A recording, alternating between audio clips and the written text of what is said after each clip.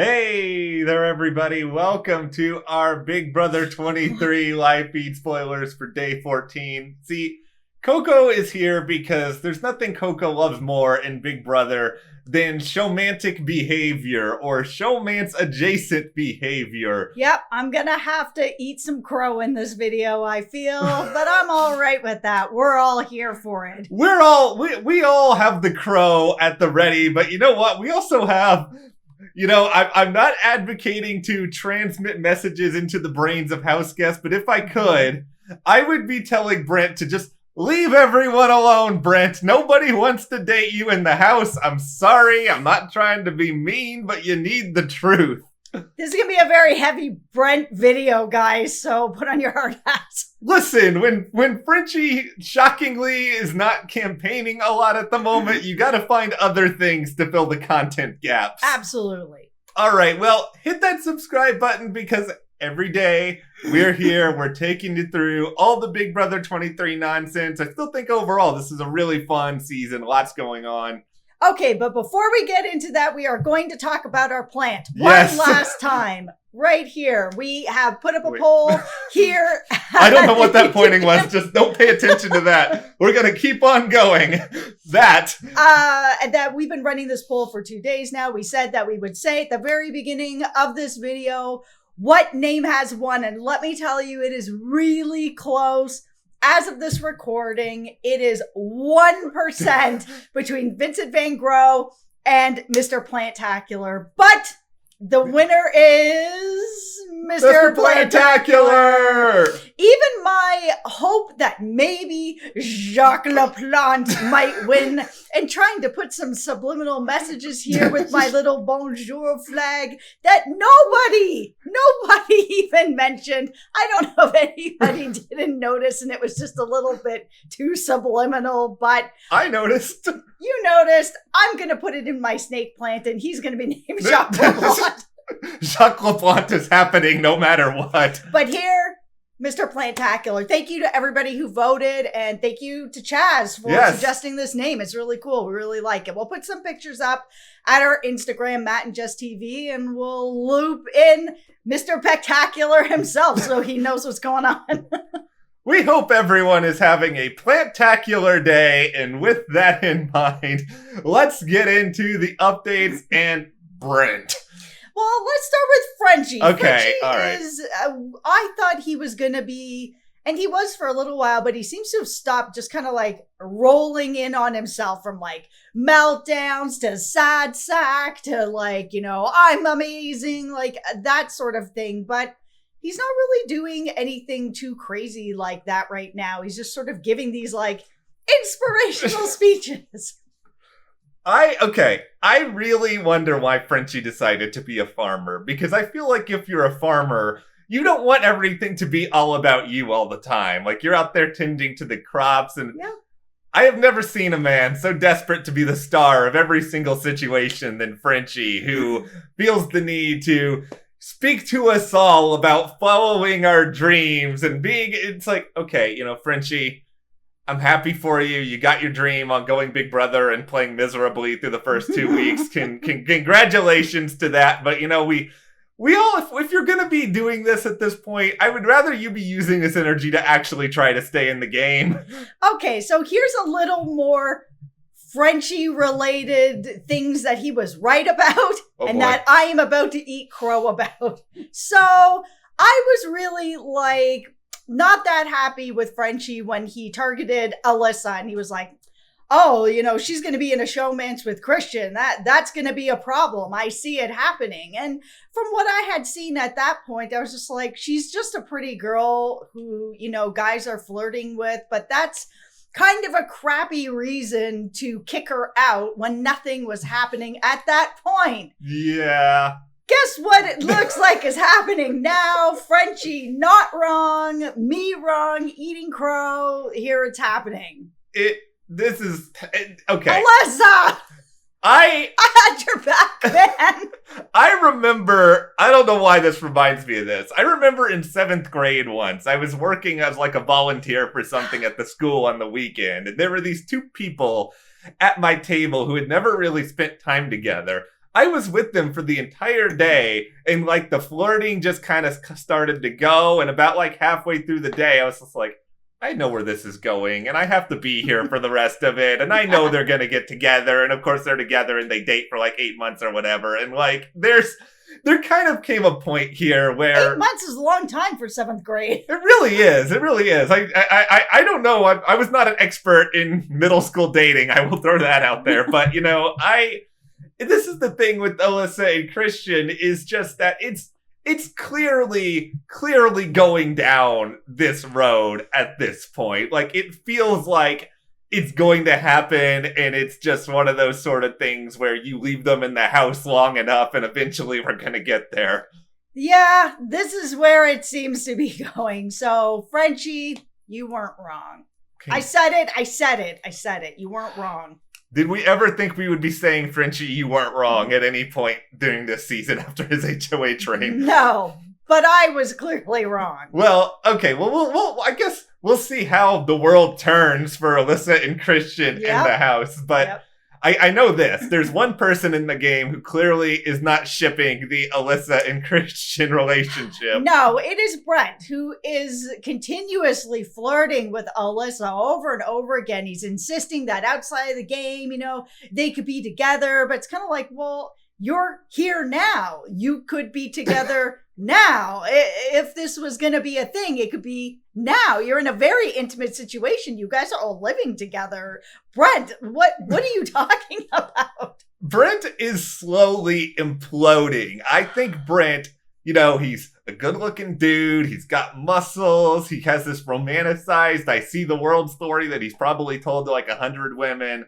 I think he's just used to, I don't want to use the whole cliche, oh, he gets every woman he wants, but I don't think he's been rejected that much in life. And so I don't think he knows what to do when it's not working. No, I agree. He's also in a profession that's, you know, gives him an opportunity to meet a lot of people, right? So, I mean, yeah, he probably hasn't heard no that much, but he seems to be hearing no, a little more from Alyssa. She hasn't said straight out no, but I mean, the body language is there that she's not really that interested. And I mean, even Brent is trying to be like, listen, Christian's using my jokes to make you laugh. It is my jokes. Like, that's somehow attractive.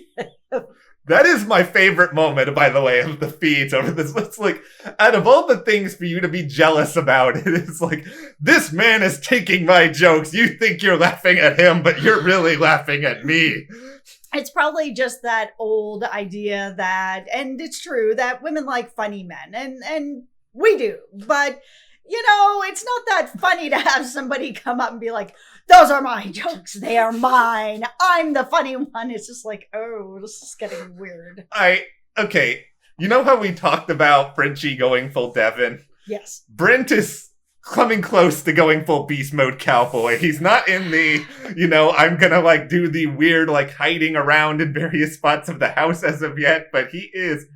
You are on a road that does not end well, Brent. I'm just going to throw it out there that way. No, especially since Alyssa has talked to Christian about what is going on with Brent. I mean, Christian is here to play. He's not just here for showmance. And he did suggest and encourage her to continue talking to him. And I mean, it is the right way to kind of go about it, to try to find a way, like if Alyssa's able to kind of smooth things out with Brent a little bit, then, you know, that could possibly help Christian. Keeping Alyssa in the game helps Christian. I mean, he's got to find a way to kind of turn it around. And Christian himself is not able to really turn it around because Brent is very jealous. Brent is just so unbelievably jealous. He cannot handle any of this. And I understand what Christian is trying to do here. It's a source of information, but I'm going to pull out a 2-second Pauly D impression, which I'm sure nobody ever expected I was going to do on the channel. We like Jersey Shore. That's our secret, not so much a secret. This is awkward. It is really, really awkward for Alyssa, who clearly does not want to be having these conversations with Brent anymore. No, and she's expressed that she's concerned that, like, he's gonna take her actions as flirting because that's gotta be a worry for her. She knows that Brent is interested. He is not making it a secret. And I think she doesn't want to be in a situation where she's kind of leading him into something further where he tries to take it to another level. And then she's like, oh man, like I'm stuck in this house with this guy, or he tried to kiss me or tried to whatever. Like she doesn't want to open the door enough that he could try to move it forward and misinterpret, because he is sort of seeing what he wants to see. Ultimately, the best hope here for Alyssa is just that Brent is gone sooner rather than later, which I feel he probably will be. And here's something that I genuinely like about Alyssa in the game at the moment. I've not been a big Alyssa fan, but I love the idea of her, if she wins HOH, nominating Brent and basically being like, I'm doing this because you tried to turn me and Christian against each other. This is your fault. That would be a really good nomination speech. If she really has the you-know-whats to say that, then I would be impressed. Yeah. Alyssa would go up like 5 spots on my list of like people I am enjoying this season. I agree. She also would probably go down a few spots if her and Christian become more romantic. I don't want to watch cuddling. No, I'm not interested in cuddling, but if they keep it to a minimum, it might be all right.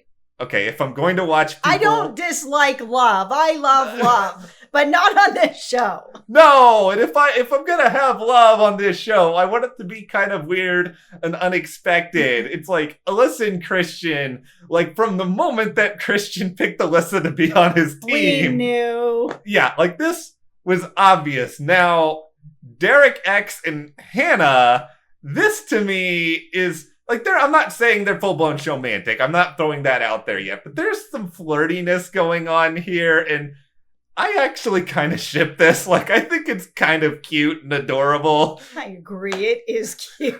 It's just like there's just like a wholesomeness to the two of them. And I think they're just both so kind of lighthearted. And they're both, this is kind of, I don't know if this makes sense, but they're the same and also kind of different at the same time. Like, they have something in common. And I think it also, and I don't think that he's doing this for game reasons, but Derek X does need to make some more connections with other people. So just putting himself out there and making a better connection with Hannah, that's a great thing.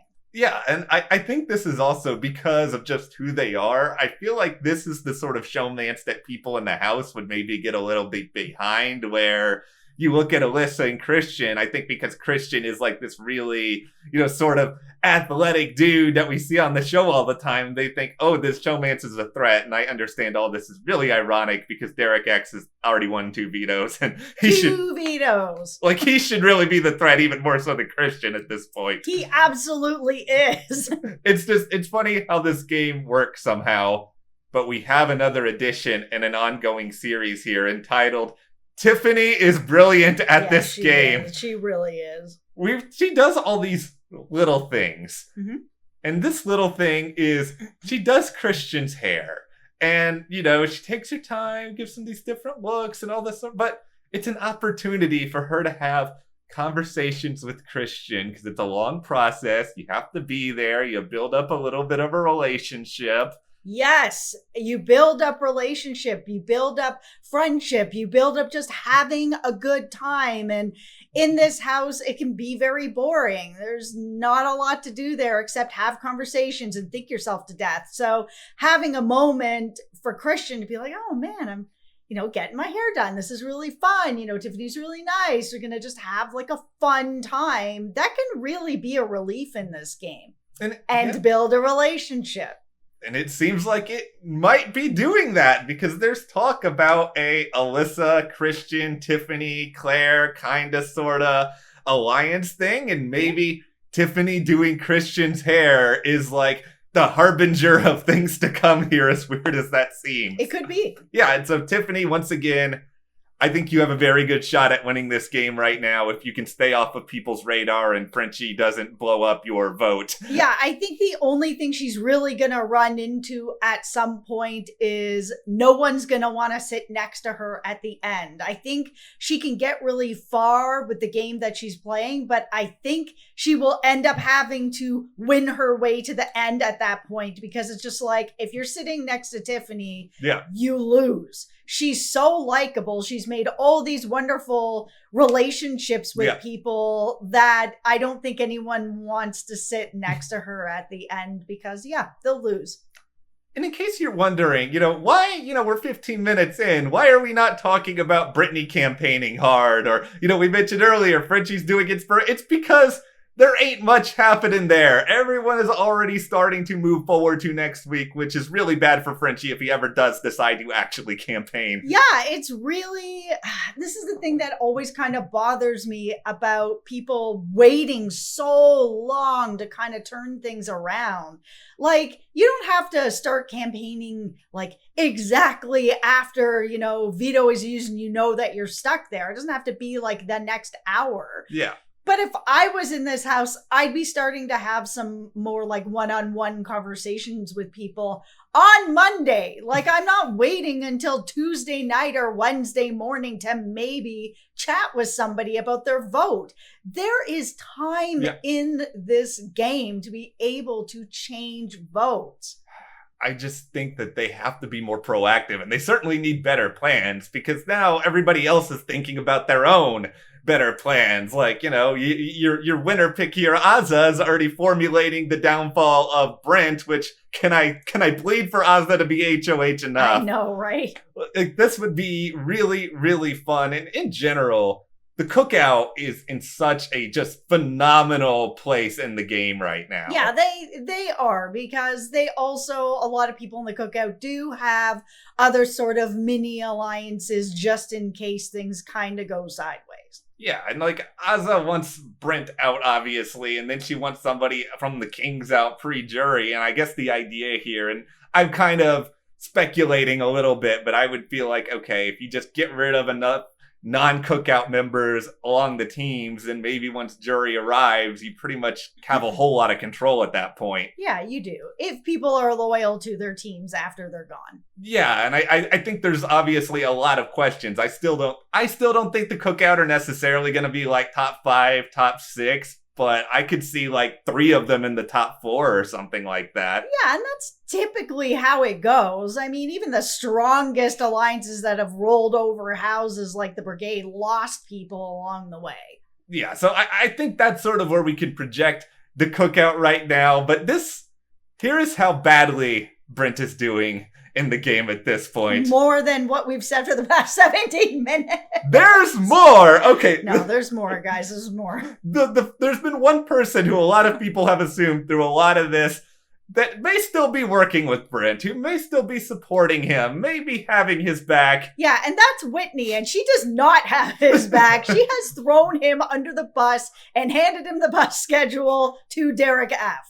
Yeah, she basically just told Derek F about Brent's beliefs that that a woman has to leave the game next. This is that whole, garbage. Oh, if there's getting rid of the guys, we got to get rid of some of the women because the women are all going to gang up on the guys, which is not even happening. It is just like stupid paranoia. No, it's not happening, Brent. Brent is just like one of these players that is just so out of touch with this game and the other people that are in this game. And it doesn't always happen that often on the show that you see someone that is just so like oblivious to other people, who's in a job that's like very social, and one of the skills of his job is reading people and knowing what people want and knowing how to sort of maneuver people, and like he just feels like he is missing the mark on everything here.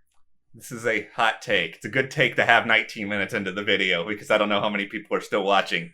But okay, so I'm not saying this season has the worst players ever, because I think that's not true. Big Brother 13 says hello with some of that. But no, I think that this season... Hey, remember... You're getting so shady this season. I like it. Remember the regulators? Okay. Nobody needs to remember the regulators. Okay, no. So I just think this season... They have the biggest disparity in like a non-returnee season we have seen between like, there's a lot of really good players, I think, in the house, but then there's a lot of really bad players as well. No, it's true. There is some like potentially some of the greatest players, potentially. And then there's the Brents where you're just kind of like, this guy's kind of cluelessly wandering through this game thinking one thing and it's the complete opposite. And it's not only because, you know, people aren't giving him information or he's being lied to. He just doesn't see things like Alyssa and that whole thing where he is just